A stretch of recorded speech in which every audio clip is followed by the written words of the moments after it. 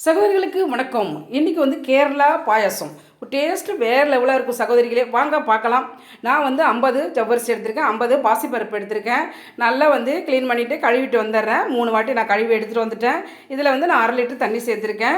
நல்லா தண்ணி கொஞ்சம் கூடயே வச்சுக்கலாம். நல்லா 4-5 விசில் விட்டு எடுத்துக்கலாம். அதுக்கப்புறம் ஒரு 5 நிமிஷம் கழித்து வெயிட் எடுத்துகிட்டு நான் ஓப்பன் பண்ணி பார்க்குறேன். பாருங்கள், நல்லா குழஞ்சிருச்சு சகோதரிகளே. அதே கரண்டியை வச்சு நல்லா மசிச்சு விட்டுக்குங்க. நான் அதுக்கப்புறம் ஒரு தேங்காய் உடச்சி இந்த பாலை எடுத்துருக்கேன். ஃபஸ்ட்டு பால் தான் நமக்கு சேர்க்கணும், இந்த தேங்காய் பால். இதுதான் உங்களுக்கு டேஸ்ட்டை எடுத்து கொடுக்குறது. ஒரே ஒரு தேங்காய், முழு தேங்காய், அவ்வளோதான் சகோதரிகளை. நீங்கள் வெள்ளை சக்கரை வேணாலும் சேர்த்துக்க, நான் நாட்டு சக்கரை தான் சேர்த்துருக்கேன். அடுத்தது ஏலக்காய் பொடி கொஞ்சம் சேர்த்துருக்கேன், நான் ஏற்கனவே பொடி பண்ணி வச்சுருக்கேன், ஸ்டோர் பண்ணி. அடுத்தது ஒரே பிஞ்சளவு சால்ட்டு, டேஸ்ட்டு நல்லா எடுத்து கொடுக்கும் சகோதரிகளை. அவ்வளோதான், ஒரு கொதி லேசாக பொங்கினாலே போதும், கொதிக்க விடாதீங்க. தேங்காய் பால் சேர்த்துட்டா கொதிக்கக்கூடாது.